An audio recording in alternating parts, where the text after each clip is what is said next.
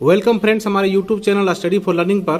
और आज मैं लेकर के आया हूं 9th बोर्ड का मैथ सब्जेक्ट का सभी 40 प्रश्न का पूर्ण एक्सप्लेनेशन। और सभी प्रश्न को हम यहाँ पे डिस्कस कर रहे हैं। इसको आप देखेंगे और मिलाएंगे कि कितना प्रश्न आप सही बना करके आए हैं और कितना आपका गलत हुआ है। तो शुरू करते हैं फ्रेंड्स। ये रहा आपका पहला सवाल। निम्न में से कौन परिमेय संख्या है? Which of the following is rational number? कौन देखेंगे? परिमेय संख्या के बारे में आप जानते हैं कि जिसे हम p बाई की के रूप में लिख सकते हैं, जिसे हम p बाई की के रूप में लिख सकते हैं उसको हम परिमेय संख्या कहते हैं। लेकिन शर्त इतनी होनी चाहिए कि p के जगह पर 0 नहीं होनी चाहिए। तो यहाँ पे देखेंगे ये रूट में दिया हुआ है और ये 22/7 है। फिर यहाँ आगे देखेंगे तो ये हो गया 0/4। तो 0/4 में फिर p ये हुआ p ये हुआ q। तो p के जगह पर 0 दिख रहा है इसलिए ये भी नहीं होगा। आपका सटीक उत्तर हो जाएगा 4/0। ओके फ्रेंड्स, अगले प्रश्न की ओर बढ़ रहे हैं। ये देखेंगे निम्न में से कौन परिमेय संख्या 3 और 4 के बीच स्थित है?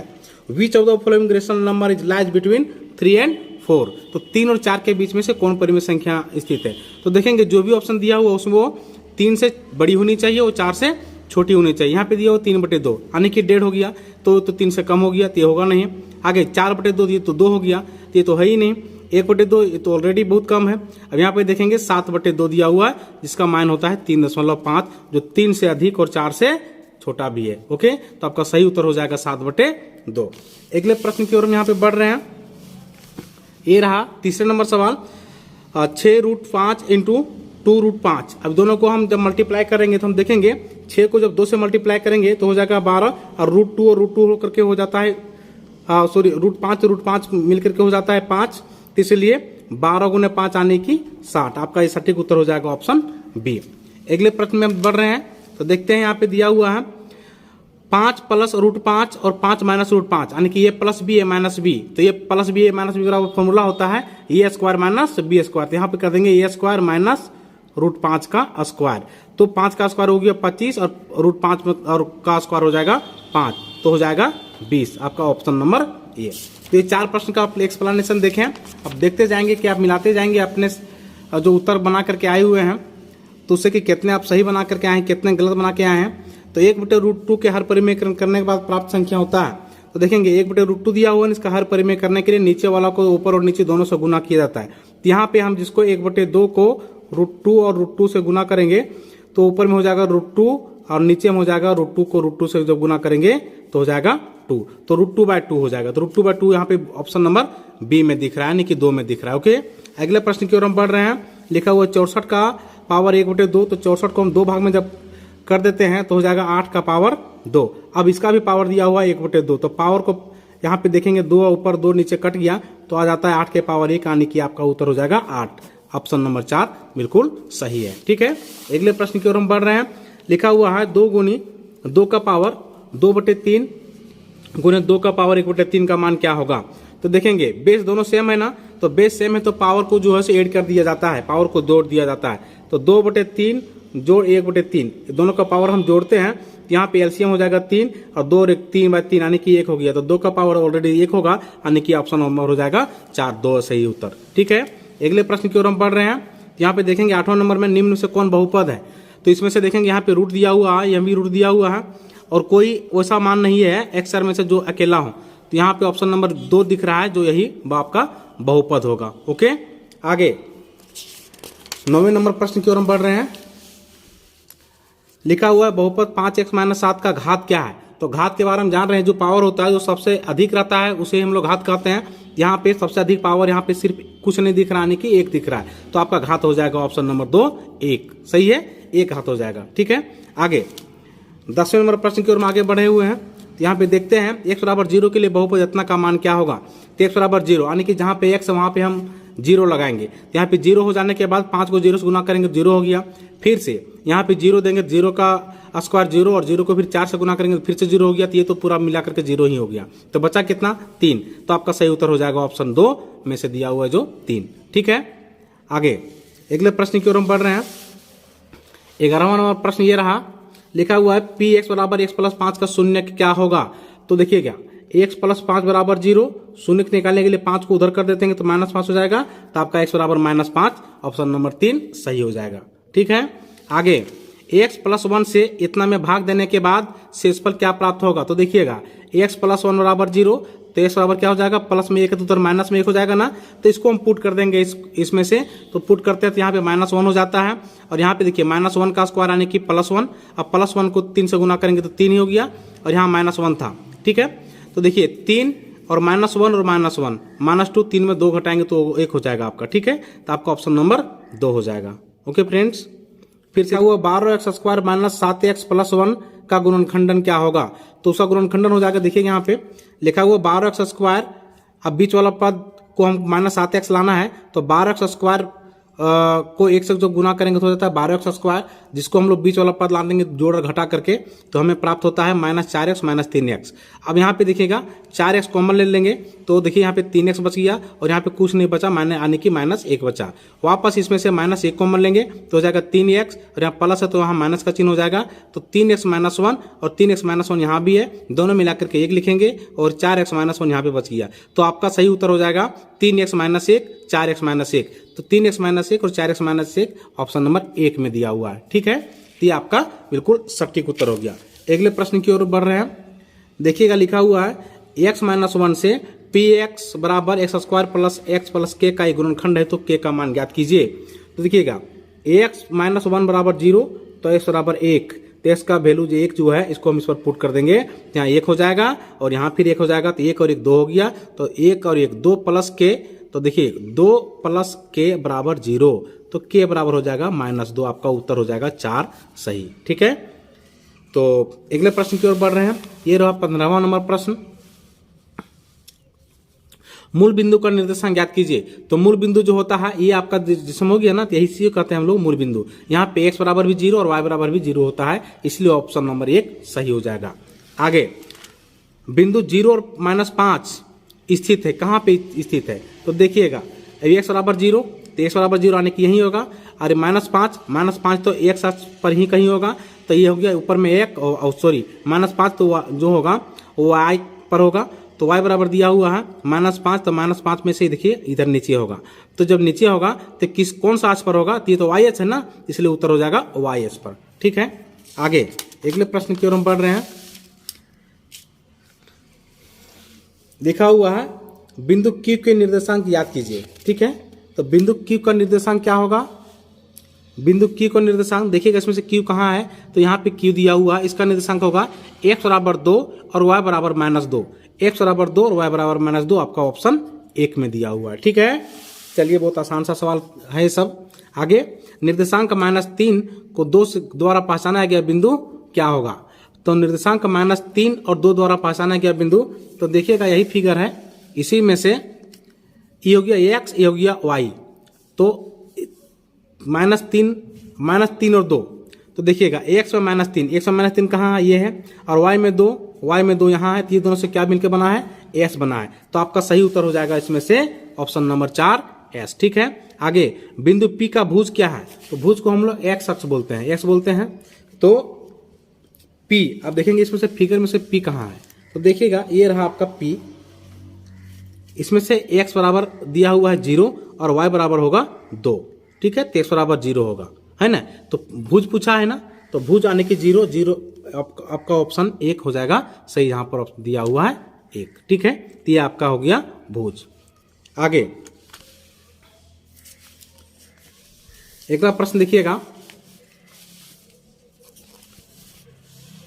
अगला प्रश्न देखिएगा 20वां नंबर में, बिंदु R की कोटि है, तो कोटि तो y होता है, तो यार देखेंगे इस फिगर में कहाँ दिया हुआ है, देखिए यार रहा, तो कोटि हमको पता करना है ना, तो y पर जाएंगे, तो y में क्या दिया हुआ -3, तो आपका सही उत्तर हो जाएगा -3, ऑप्शन नंबर 3, ठीक है, ऑप्शन नंबर 3 में दिया हुआ है -3। ओके फ्रेंड्स, अगला प्रश्न की ओर हम बढ़ रहे हैं।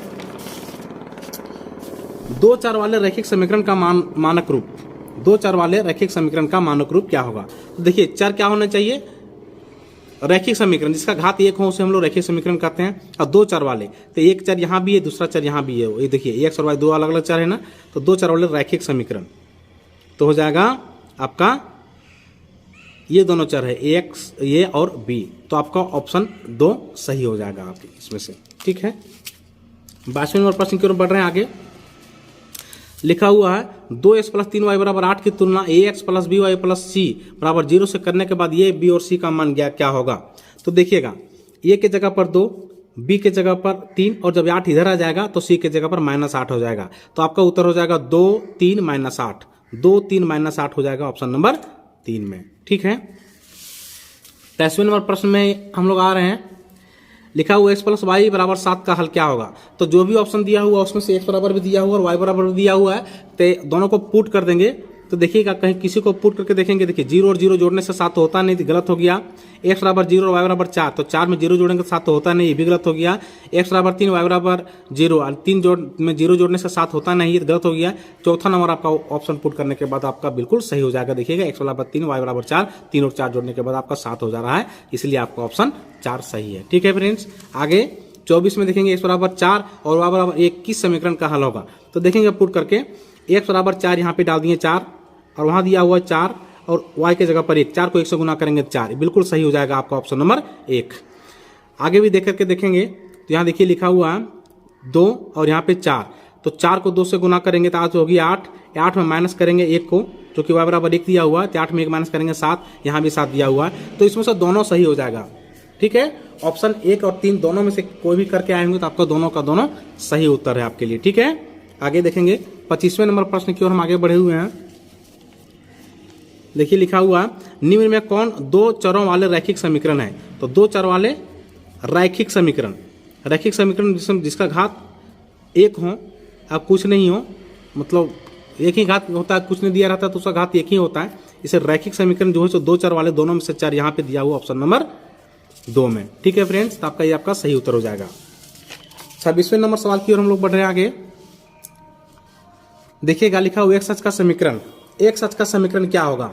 तो x अक्ष का समीकरण x अक्ष पर तभी हो सकता है जब y बराबर 0 होगा। ठीक है, y अक्ष पर होने के लिए x बराबर 0 होना चाहिए, तो x अक्ष का समीकरण क्या होगा, y बराबर 0। ठीक है, 27वें नंबर प्रश्न की ओर आगे बढ़ रहे हैं। लिखा हुआ है 2 और 5 रैखिक समीकरण 2x प्लस y बराबर k का एक हल है, तो k का मान ज्ञात कीजिए। देखिए जहां x है वहां पे 2 देंगे, जहां y वहां पे 5 देंगे, तो यहाँ 2 लगाए तो 2 2 4 होगी यार, यहाँ 5 है, 4 और 5 9, यानी कि k बराबर 9 आपका सही उत्तर हो जाएगा। बिल्कुल आसान सा सवाल है।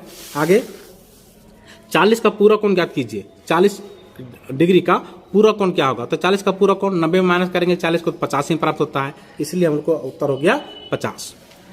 80 डिग्री का संपूरक कोण, संपूरक कोण यानी कि 180 में माइनस करते हैं, तो 180 में हम 80 माइनस करेंगे तो हमको 100 प्राप्त होता है, ऑप्शन नंबर 3 सही हो गया।